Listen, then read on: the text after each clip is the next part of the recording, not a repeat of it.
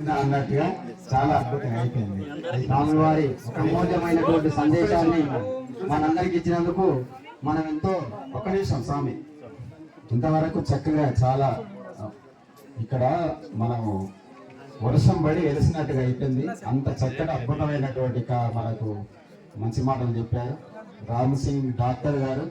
చాలా అద్భుతమైనటువంటి స్కిల్ ఉన్నటువంటి ఆత్మ జ్ఞానం పొందినటువంటి వారు. మామూలు మన ఏదో శివ ఇట్లా కాదు, ఆత్మజ్ఞానం పొందినటువంటి వారు. ఉపనిషత్తులు, బ్రహ్మసూత్రాలు, సంస్కృతం చదివినటువంటి వారు చదువుతున్నారు కూడా. ఇప్పుడు ఎంతో మందికి సత్సంగం చేస్తారన్నట్టు. కాబట్టి అటువంటి రెండు నిమిషాలే స్వామి. కాబట్టి ఈ యొక్క మన అందరు కూడా ఏంటంటే ఇది ఆశ్రమము, స్వామిది పూజారి, ఇక్కడ ఏదో నారాయణ గారు ఇలా ఏదో యజమాని, ఆయన ఏదో అన్నం పెడుతుంటే ఇలా తిని ఉంటాడు, అట్లా కాదు. ఇది ఏంటంటే మేము ఆశ్రమం స్థాపించుకున్నాం. ఇది ఆయన దాత, ఇది స్థలానికి అంతే. ఇంకా ఆయనకేం సంబంధం లేదు. ఇది ఏదున్నా మేము ఇక్కడ చెప్పాలి, మేము ఏదైనా మీకు అవకాశం ఇవ్వాలి. కాబట్టి అటువంటి అవకాశం ఇది. మేము సేవాలాల్ మహారాజు లాగా మీరు ఎలాగైతే కొలుస్తారో, మేము పూజల్లో అయితే పెళ్లిళ్ళు చేసుకుని పిల్లలు కంటూ ఉంటారు ఇంటి దగ్గర. మేము అట్లా కాదు. ఇప్పుడు జీవితం మొత్తం ఇప్పుడు 40 సంవత్సరాలు బ్రహ్మచారిగా ఉంటూ 12 సంవత్సరాలు తిరుపతిలో సంస్కృత విద్యాపీఠంలో, 7-8 సంవత్సరాలు ఆశ్రమ గురుకులంలో, మరి 18-20 సంవత్సరాలు చదువుకొని ఇక్కడికి వచ్చాం. ఊరికి రాలేదు మేము, అర్థమైందా? కాబట్టి ఇక్కడ మేము ఆశ్రమం అన్నట్టు ఇది ఏదో గుడి ఇట్లా అని కాదు. ఆశ్రమంలోనే గుడి.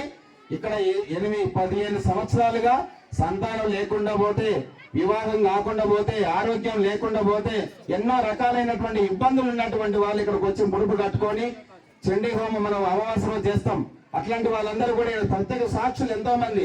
అసలు భార్య భర్తలు గొడవలు అయిపోయి కూడా అసలు ఇక మొత్తం వద్దు అని విడాకులయ్యే పరిస్థితుల్లో ఇక్కడికి వచ్చి ముడుపు కట్టుకొని పోతే వాళ్ళు మరి ఎన్నో రకాలుగా అమ్మాయిలు ప్రేమించుకోవడానికి అసలు ఇక నాకు తల్లిదండ్రులు కూడా వద్దు, నేను ప్రేమించిన అబ్బాయి కావాలన్నటువంటి వ్యక్తులు కూడా, అమ్మాయిలు కానీ అబ్బాయిలు కానీ ఇక్కడికి వచ్చి ముడుపు కట్టి హోమం చేస్తే మళ్ళా జీవితంలో అలా అనుకోలేదన్నట్టు.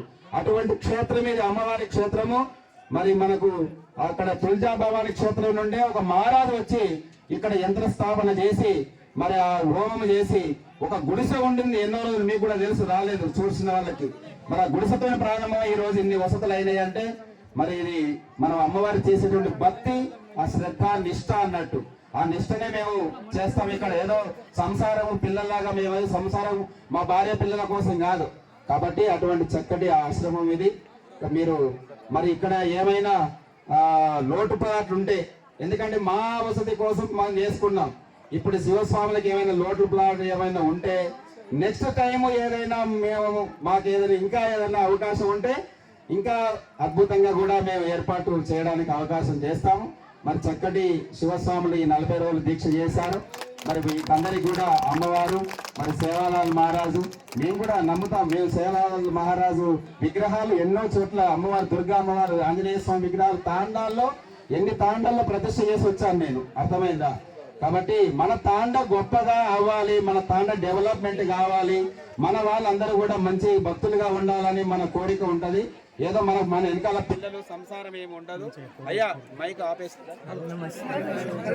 మన తండా భక్తులందరూ కూడా మరి భక్తిగా అందరూ రేపు ఈ అయిపోయిందని అనుకోకుండా వారానికో 15 రోజులకు ఒకసారి చక్కగా భజన చేసుకొని భజన చేసే విధంగా ఇక్కడ కార్యక్రమాలు ఉండే విధంగా అందరూ ఉండాలని కోరుకుంటూ మరి ఈ కార్యక్రమానికి వచ్చినటువంటి సార్ గారికి ధన్యవాదాలు తెలుపుతూ, మరి అదేవిధంగా మన దేవనగుండ సర్పంచ్ గారు మన కిషన్ గారికి కూడా ధన్యవాదాలు తెలుపుతూ, మరి అదేవిధంగా మనకు రామానాయక్ గారు, వీరు దేవుడుగా రామానాయక్, వీరు దేవరకొండ నుండి వచ్చారు.